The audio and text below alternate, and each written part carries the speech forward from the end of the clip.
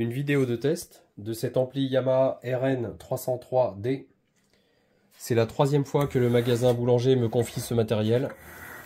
C'est la troisième fois que je ne constate aucun dysfonctionnement, à l'exception des codes d'erreur de type I qui ont été mémorisés par l'appareil.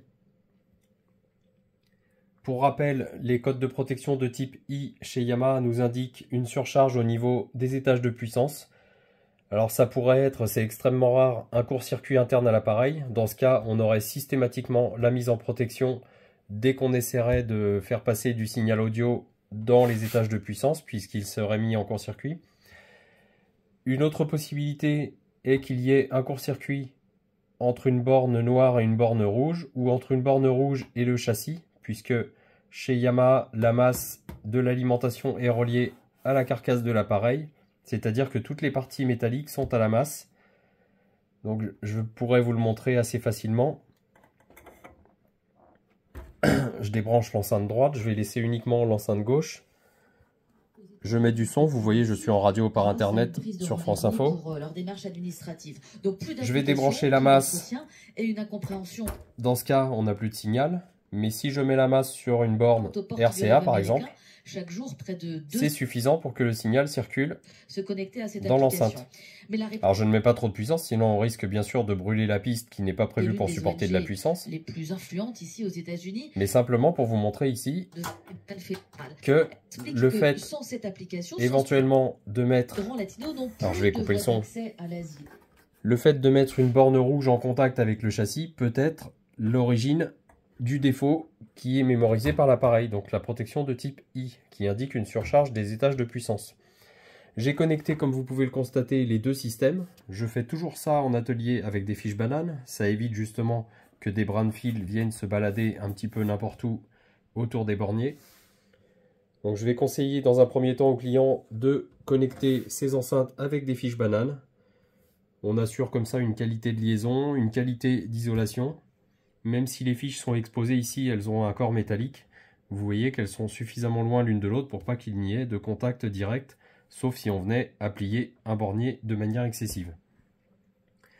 J'ai connecté une antenne FM sur cet appareil, FM DAB, hein, c'est une antenne hybride.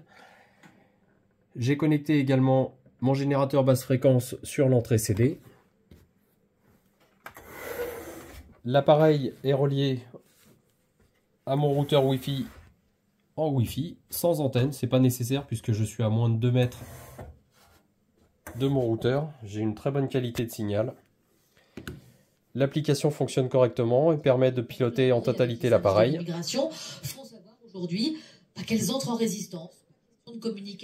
Vous l'entendez, j'ai du son à la fois sur les sorties haut-parleurs, mais également si je coupe, donc mes haut-parleurs sont sur le système A, sur le système B, j'ai uniquement des charges de puissance. Vous le voyez ici. Je peux également visualiser le signal audio à l'oscilloscope. Je vais basculer sur la source CD car à l'intervention précédente, on me disait que dès que le client branchait quelque chose sur une entrée de l'appareil, il se mettait en sécurité. Donc je viens sur l'entrée CD. J'augmente le niveau de sortie. Vous le voyez ici. À 3 volts, on a les deux canaux. Si je décale un petit peu l'une des deux traces, on voit qu'ils sont parfaitement superposés. C'est l'avantage d'avoir un contrôle de volume électronique. Je change la sensibilité d'entrée de mon analyseur, ce qui va me permettre d'aller chercher la puissance maximale de l'ampli. Voilà, c'est fait. J'ai de la saturation ici, à la graduation de volume 92. Vous le voyez, j'ai une tension en volts RMS d'environ 31 volts. Alors malheureusement cet appareil est bien gradué avant 30 volts mais assez mal gradué après 30. Donc au-delà de 30 volts ça veut dire qu'on est légèrement supérieur à 100 watts. Vous le voyez, les deux canaux présentent de la saturation symétrique, hein, autant en partie positive qu'en partie négative. Les deux canaux sont saturés de la même manière. Et je n'ai pas de mise en protection de l'appareil à pleine puissance. Je réduis cette puissance.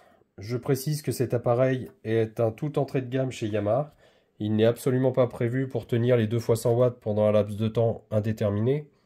l'alimentation d'une part n'est pas suffisamment puissante et la dissipation ici par le radiateur en tôle pliée n'est pas suffisamment performante pour dissiper toute l'énergie calorifique qui serait accumulée dans l'étage de puissance.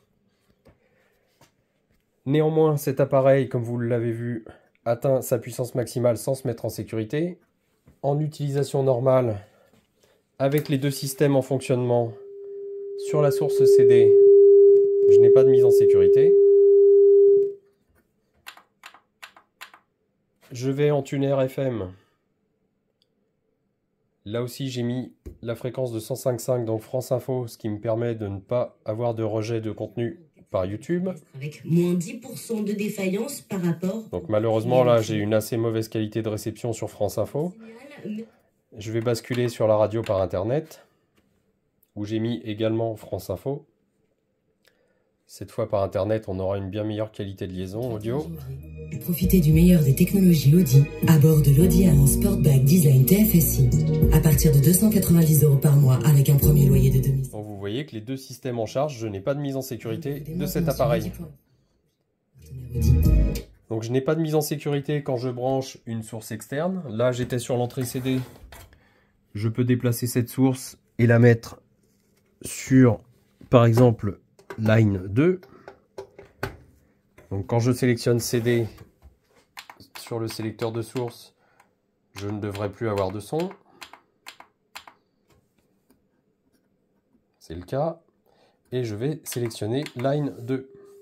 Et je récupère mon signal de test. Donc là aussi j'ai un fonctionnement tout à fait correct. J'ai la répercussion des informations ici sur l'application MusicCast. Donc vraiment, je n'arrive pas à mettre en défaut cet appareil. On me dit pourtant qu'il a été testé avec le client en magasin et que le défaut a été mis en évidence en magasin. Je n'ai pas de vidéo, je n'ai pas de support. On ne m'a pas communiqué ne serait-ce qu'une photo de l'installation qui a été effectuée. Donc je ne sais pas sous quelles conditions a été testé cet appareil pour mettre en évidence un défaut qu'ici je n'arrive pas à relever. Donc je vais maintenant mettre l'appareil en mode test. Alors je ne vous montre pas. Vous le voyez au démarrage, on a le message No Protect.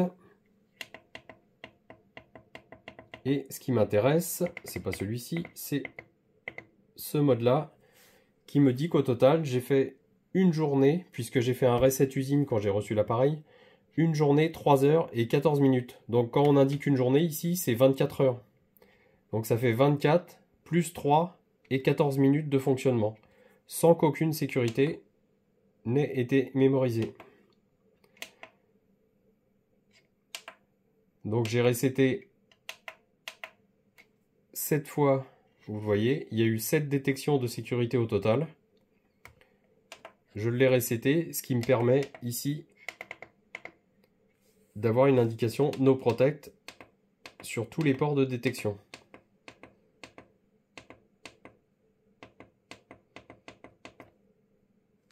Mais l'appareil garde dans son historique qu'il a détecté au total 7 mises en protection. Donc jamais depuis que j'ai fait un reset, puisque vous le voyez, j'ai le message No Protect sur les 4 ports d'enregistrement de données qui sont disponibles. No PRT nous indique bien évidemment No Protect. Donc je quitte ce mode. Je ne fais pas de reset. Volontairement, je laisse le temps pendant lequel j'ai testé cet appareil. Donc je serais surpris que le magasin ait testé aussi longtemps que moi ce matériel. Donc vous l'avez vu, 27 heures de fonctionnement et 14 minutes. Et sur ces 27 heures, je n'ai jamais eu aucun déclenchement de sécurité. Donc je vais à nouveau proposer un devis pour test, mesure des spécifications. Donc je vais faire des mesures au multimètre afin de déterminer la puissance exacte de sortie. Je vais spécifier tout ça sur mon devis. Et encore une fois, je vais demander au client de contrôler l'ensemble de son installation. Je ne sais pas quels sont les appareils branchés dessus, sous quelles conditions ils sont branchés, quel est le type de câblage utilisé. Je ne sais pas comment sont connectées les enceintes, je ne connais pas les enceintes, on ne m'a pas donné ni le modèle, ni le type, ni une marque, je n'ai absolument aucune information. En ce qui me concerne, j'ai simplement cet amplificateur Yamaha. On me dit que le défaut a été mis en évidence en magasin au comptoir avec le client. Et je suis surpris ici en atelier, après plus de 27 heures d'utilisation, de ne jamais avoir pu mettre en sécurité cet appareil. Je n'ai jamais eu le code de protection de type I. Donc type I, c'est vraiment quelque chose de grave, hein. Si c'était un défaut interne, l'appareil se mettrait immédiatement dès l'apparition du son. Là, on serait dans les premières graduations de volume, on aurait une détection et une mise en protection. Ce n'est absolument pas le cas. Donc ce qui pourrait se produire, c'est qu'à l'augmentation de la puissance, on ait également une détection. Je vous ai montré à l'oscilloscope que l'appareil atteint sa pleine puissance sans se mettre en sécurité. Donc je suppose vraiment qu'il y a une surcharge très importante ici au niveau des borniers haut-parleurs. Donc refaites des essais. Me concernant, je ne constate absolument aucun dysfonctionnement et rien dans l'appareil ne justifie qu'il puisse se mettre lui seul en protection de type I.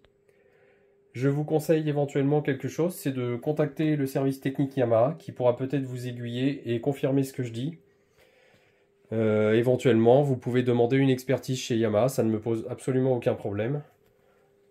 Yamaha n'est pas là pour ça, mais je pense qu'il serait tout à fait apte à prendre en charge ce matériel afin de le tester en atelier chez eux, puisque c'est la 3e intervention sur cet appareil sur laquelle je ne constate absolument aucun dysfonctionnement. En dehors des codes d'erreur, à chaque fois que je réceptionne l'appareil, il a des codes d'erreur de sécurité de type I en mémoire. Donc ça, c'est une grave anomalie qui m'indique très probablement un court-circuit externe, une enceinte défectueuse, un mauvais câblage. Un haut-parleur qui est défectueux peut également occasionner ce type de code d'erreur. Mais sans avoir l'installation complète, je n'arrive pas à reproduire cela et à poser un diagnostic complet.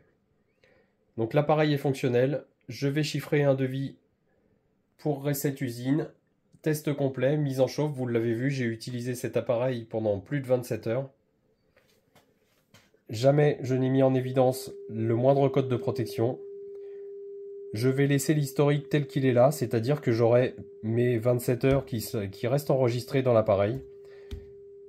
Et je vais voir si éventuellement cet appareil revient, combien de temps il aura été utilisé, sous quelles conditions, et quels sont les codes, éventuellement les codes de sécurité qui pourraient apparaître quand l'appareil va m'être restitué. Donc l'appareil a été testé dans plein de conditions, hein. Il a été testé à froid, il a été testé à chaud. J'ai fait des cycles d'arrêt et de redémarrage, je peux en faire un là, vous allez voir c'est très rapide. Quand on est sur une source externe, c'est quasiment immédiat. On éteint l'appareil, on le remet en service.